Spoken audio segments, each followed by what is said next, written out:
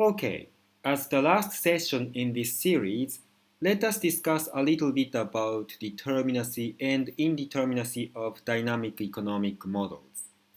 Suppose your economic model reduces to n variables and n equations. These n variables can be anything: prices, wealth, saving, capital, interest rate, money supply, inflation, some sort of values, and etc. Oh, to be precise, we are talking about dynamic economic models. So these n variables are sequences. So the variables have time subscript t, like kt in our previous classes. Consequently, these n equations are a system of n difference equations, and these difference equations can be anything: policy function, Bellman equation. Well, probably you want to exclude Bellman equation because these n variables do not include continuous objects such as functions. But anyway, it's possible. Or Euler equation.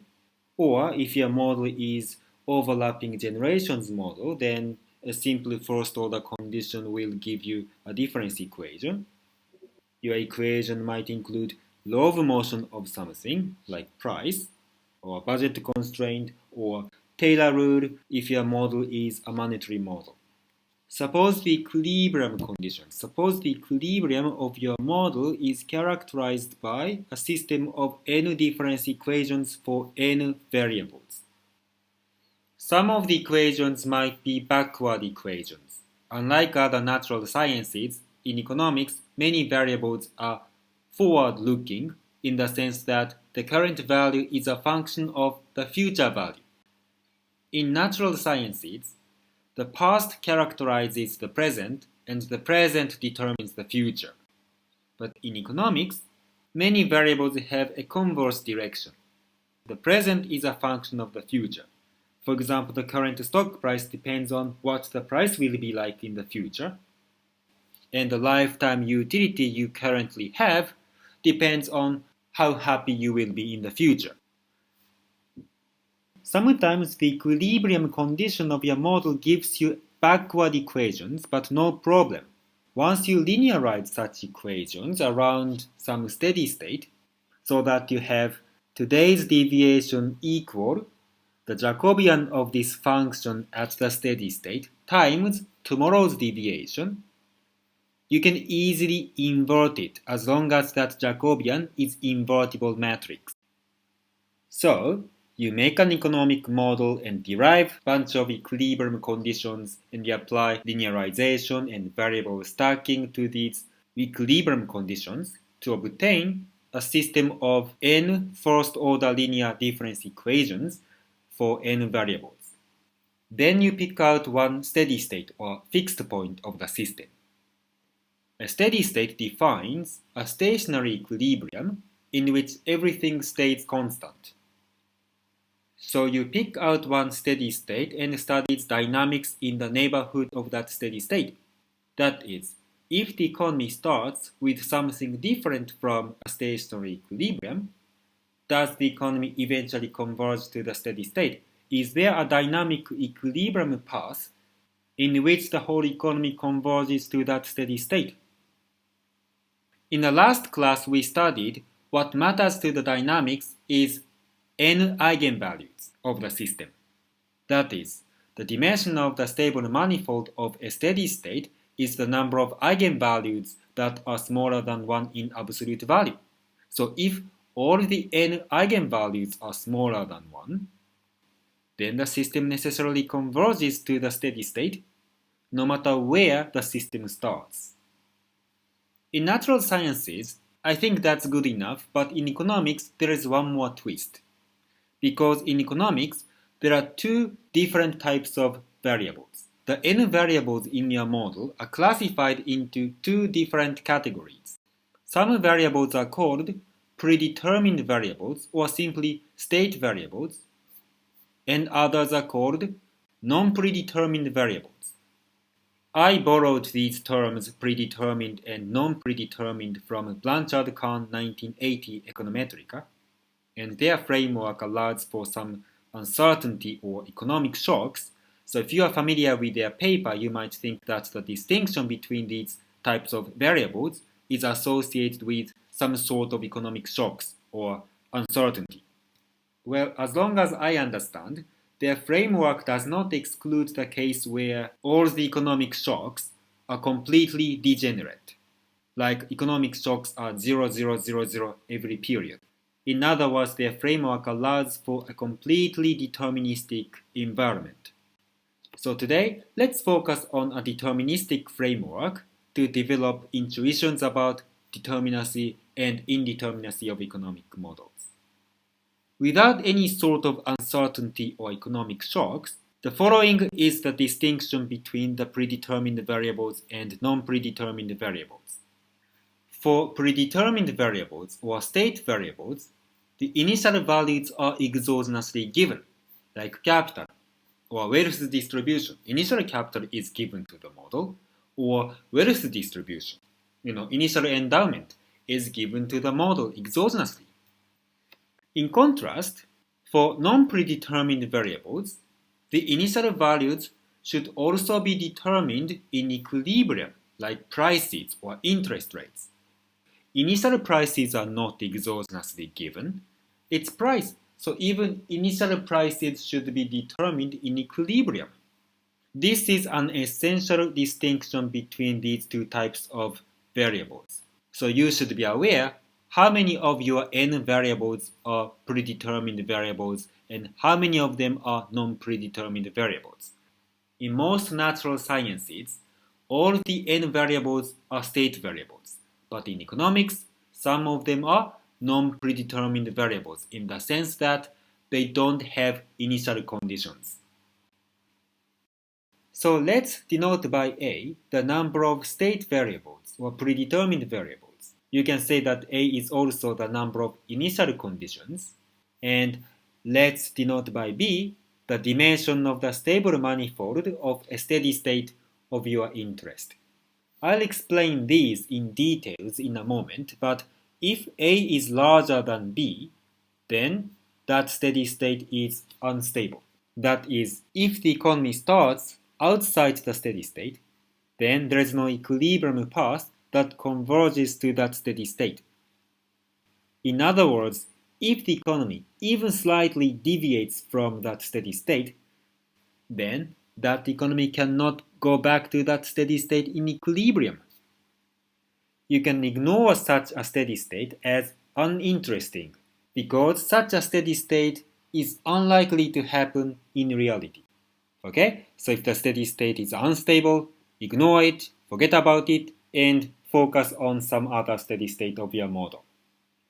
Now, if A and B are equal, then the equilibrium path to the steady state exists, and it is unique. The path is unique. So you can say that the steady state is locally stable. The economy can converge to that steady state, even if it initially starts outside the steady state. And the equilibrium path converging to the steady state is uniquely pinned down. I'll explain this more intuitively in a moment. Finally, if A is smaller than B, then there is a continuum of equilibrium paths converging to that steady state. This is very bad for your model because basically your model has too many equilibria, so your model doesn't have any prediction power. Your model cannot be used for policy analysis or anything because you don't know which equilibrium, which dynamic path is likely to happen. In this case, it is said that the steady state is locally stable but suffers indeterminacy. Let me give you an example. Suppose your system has 3 variables, so n is 3. Suppose also that only one of them is a state variable or predetermined variable, so A is equal to 1. That is, only one variable, say x, has an exogenously given initial condition. The other 2 variables are non-predetermined variables, like prices, so their initial values are not exogenously given, but should be determined in equilibrium. So this is a 3-dimensional space, And suppose a steady state is given as this point. Okay? So this is the fixed point. Suppose further that the stable manifold of this steady state is one-dimensional. So B is 1. So the stable manifold looks like a curve that goes through this point. Let's say the initial value for x is x0 and it's here.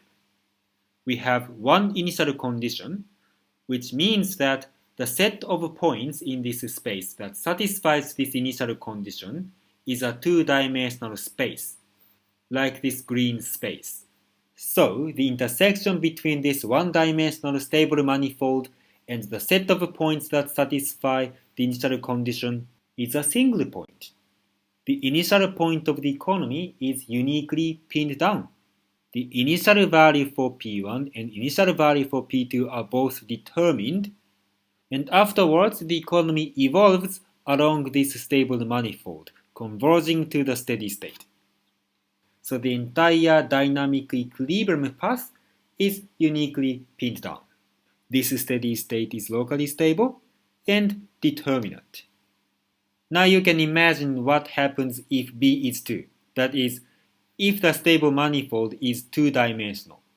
If the stable manifold is two-dimensional, then the intersection between the stable manifold and this green space is not single point, but one-dimensional set.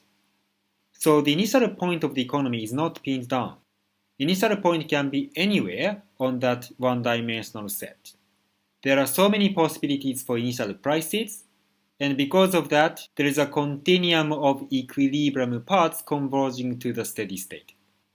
So the steady state is locally stable but indeterminate. It's very bad for your model because you cannot use such a model to make any prediction. Before we finish, let me give you one more example, the case of a one-variable dynamics that we studied in our first class. There were two possibilities. The first one is the convergent case. So k bar is the fixed point, and no matter where the system starts, it eventually converges to k bar. So the stable manifold is one-dimensional, so B is 1. The second is the non-convergent case. In this case, if the initial value is slightly different from k bar, then it will diverge. So the stable manifold of this fixed point is zero-dimensional, so B is 0. It is tempting to say that in the first case, the steady state is stable, and that in the latter case, the steady state is unstable. But we should be careful if our dynamics is an economic dynamics, because there are two possibilities, A equal 1 or A equal 0. Suppose A equal 1, so that this single variable is actually a predetermined variable or state variable, for which initial condition is exogenously given. So K is like capital or wealth. The initial capital is given, initial wealth is given. In the former case, you can say that the steady state is stable and determinate. No matter what initial capital is given, or no matter what initial wealth is given, the system will eventually converge to the steady state, and the equilibrium path is unique. In the latter case, on the other hand, this steady state is unstable. If the exogenously given initial capital or initial wealth is different from k bar, then it will diverge. So there is no equilibrium path converging to the steady state. The interpretation is different in the second case, when A equals 0. So this single variable is a non-predetermined variable. For non-predetermined variables, the initial value is not exogenously given, like prices. Initial price is not exogenously given. The initial price is something that you should determine, that the equilibrium should determine. So in the first case, the model cannot pin down the initial price, and therefore the model cannot determine the dynamic path of the price. Because no matter where the price sequence starts, it will eventually converge to the steady state. So even if you focus on the set of equilibrium paths, that eventually converge to the steady state price, there are so many possibilities, there are so many equilibrium paths. Such a steady state is stable, but the model is indeterminate. Okay? Your model cannot say, okay, this should be the initial price and this should be the equilibrium path of the price. Your model cannot say that. In the second case, again, the initial value is not exogenously given. So you can say, the price should be initially at k bar. If the initial price is different from k bar, then it will diverge. The price cannot go to infinity or minus infinity. So the only possible equilibrium path is that the price starts with k bar and it just stays there forever. Perhaps it is strange to use the word stable, but it is not unstable. Because again, the initial price is not exogenously given. It should be determined by you. It should be pinned down by the equilibrium. And it is uniquely pinned down. The price should be initially at k bar, and that's the only possible equilibrium path. Okay?